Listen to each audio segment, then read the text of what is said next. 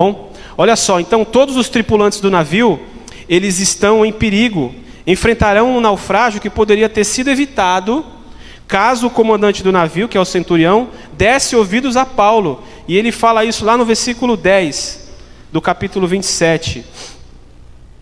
Ele diz assim, ó: senhores, vejo que a viagem vai ser trabalhosa. Paulo falando, o profeta de Deus aqui, a pessoa que está no curso da caminhada, porque ele está lendo a Bíblia e praticando a Bíblia, tá bom? Guarda isso.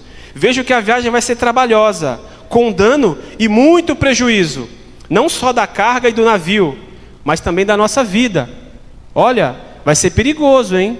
Vai ser muito perigoso. A gente vai correr risco de morte e vai perder todas as cargas que estão aqui, vai ter prejuízo financeiro também. Só que os caras não deram ouvido. No versículo 11, o centurião dava mais crédito ao piloto e ao mestre do navio do que a Paulo. Pronto, deu ouvido para quem não deveria ter dado ouvido. O profeta de Deus estava falando, olha gente, vai dar ruim aí, vai dar ruim. Não, vamos embora. Tá bom, toca o barco.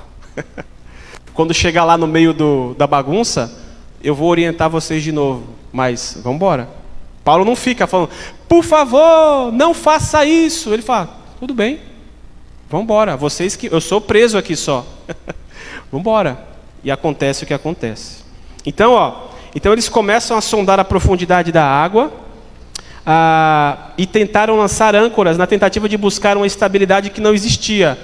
Eu imagino que na hora que ficaram lá, 1, 2, 3, 5, 13º dia, 14º dia, falou, caramba, não é que esse maluco estava certo? O que eu vou fazer? Vamos jogar âncora, joga logo 4 âncoras de uma vez, como diz o texto. Joga logo 4 para ver se segura esse bicho aqui. Já que a gente não deu ouvido, né? Vamos correr atrás do prejuízo. Só que Deus é tão bondoso que Paulo ainda estava lá. Ainda está para você que é cristão, que está lendo a Bíblia, praticando, estudando, se esforçando para estar num caminho de piedade, está numa situação que ninguém te dá crédito. Esse é um maluco, é um lunático. Como é que pode, domingo de sol, de manhã, ir para a igreja? Tá louco, vou para a praia. Vou dormir até tarde, até porque eu trabalhei a semana inteira. Eu mereço. Aí estão lá descansando e você está aqui sendo alimentado domingo após domingo. Aparece uma situação na vida daquelas pessoas que ele puxa a vida, aquele tema daquela aula foi durante 1 hora explanado lá, um monte de detalhe, um monte de experiência dos irmãos falando, e eu não estava lá. Caramba, o que eu faço agora? Eu falo, corre atrás do prejuízo. Corre atrás. Chama alguém que estava na aula para ver se te ajuda. Por quê? Se tivesse ouvido o conselho de se esforçar para vir domingo de manhã estudar, já estaria diante do naufrágio com a solução. Isso é uma abstração, tá bom, gente? Baseado no texto, tá? Que pode acontecer na nossa vida hoje. Então, se a gente se esforçar, a gente consegue olhar, mesmo um relato de um naufrágio, situações em que nós podemos pegar e tirar práticas para a nossa vida, tá bom? Só que para isso precisa estudar, precisa se esforçar. Então, o que acontece? Poderia ter sido evitado e eles começam a sondar para procurar uma estabilidade que não existia, ok? Na sequência, versículo do 30 ao 32, que diz assim o texto, olha só. Então os soldados cortaram os cabos do bote e deixaram afastar-se enquanto amanhecia. Paulo rogava a todos que se alimentassem, dizendo, olha, hoje é o 14º dia em que esperando vocês estão sem comer, não tendo provado nada. Então isso aqui é o versículo 33 também que eu já li. Eu pulei do 27, tá? Fui para o 30, porque senão a gente perde muito tempo aqui com detalhes que não vai dar para terminar a aula. Na sequência, o que acontece? Os soldados já estão cortando os cabos do bote, porque alguns queriam fugir, ok? Alegando que, não, joga os botes aí, né? Que são, quem sabe aqui, quem não sabe o que é o bote, né?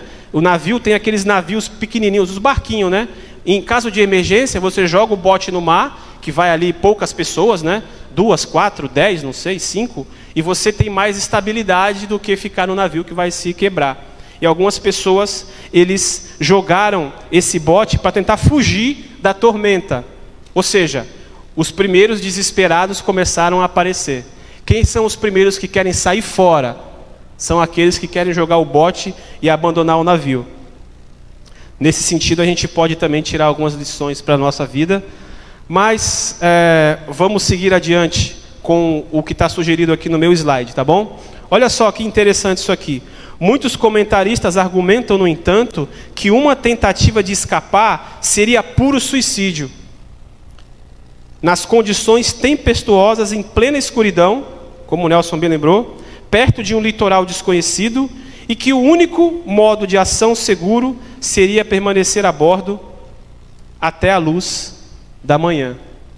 Então, aqueles que não dão ouvidos a um bom conselho, aqueles que preferem ouvir as pessoas erradas, um dia vão dar com a cara com a realidade, vão dar de cara com a realidade. E por não terem humildade suficiente para retornar ao conselho daquele que deu no começo, vão partir para situações que são suicidas, ou situações que vão trazer mais dano do que benefício, porque não ouviram no começo aquele que deveria ser ouvido.